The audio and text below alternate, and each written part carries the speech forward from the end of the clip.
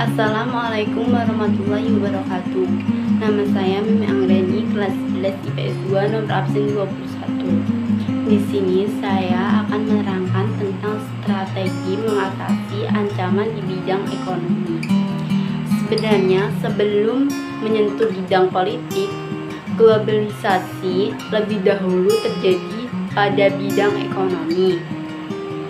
Sejak digulirkannya liberalisasi ekonomi oleh Adam Smith sekitar abad ke-15 telah melahirkan perusahaan-perusahaan multinasional yang melakukan aktivitas perdagangan ke berbagai negara-negara.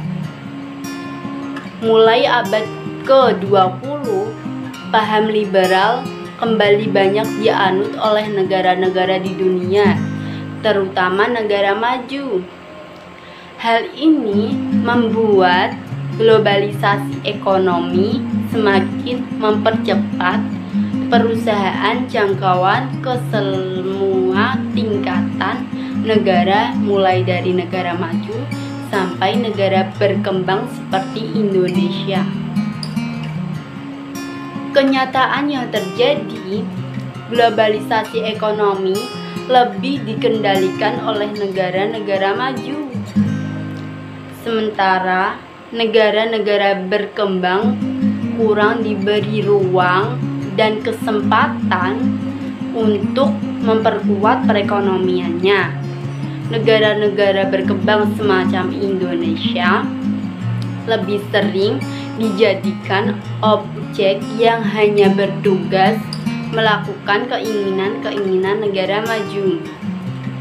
Keberadaan lembaga-lembaga ekonomi dunia seperti IMF, International Monetary Fund, Bank Dunia, World Bank, dan WTO, World Trade Organization, belum sepenuhnya memihak kepentingan-kepentingan negara berkembang.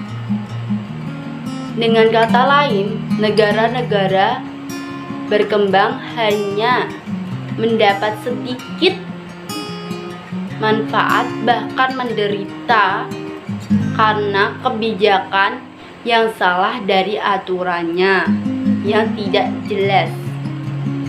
Hal tersebut dikarenakan ketiga lembaga tersebut selama ini selalu berada di bawah pengawasan pemerintah negara-negara maju, sehingga semua kebijakan yang selalu memihak kepentingan negara maju.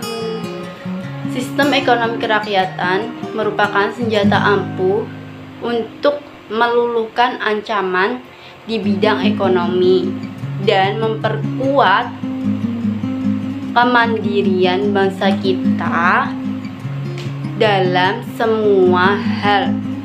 Untuk mewujudkan hal tersebut, kiranya perlu segera diwujudkan hal-hal di bawah ini.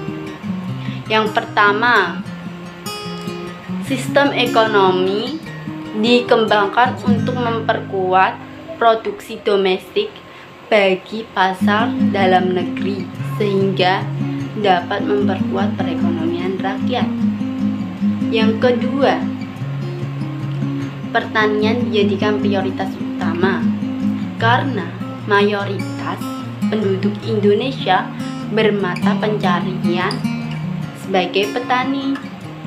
Industri-industri haruslah menggunakan bahan baku dalam negeri sehingga tidak berkandung impor dari luar negeri. Yang ketiga, perekonomian berorientasi pada kesejahteraan rakyat. Artinya, segala sesuatu yang menguasai hajat hidup orang banyak harus terjangkau oleh daya beli masyarakat. Yang keempat, tidak bergantung pada bidang-bidang multilateral seperti IMF, Bank Dunia WTO.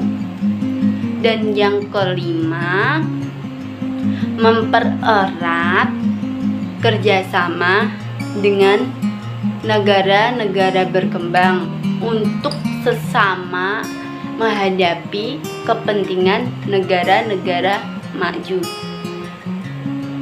Sekian yang dapat saya sampaikan. Apabila ada salah-salah kata, saya mohon maaf sebesar-besarnya. Wabillahi taufik wal hidayah. Wassalamualaikum warahmatullahi wabarakatuh. Terima kasih.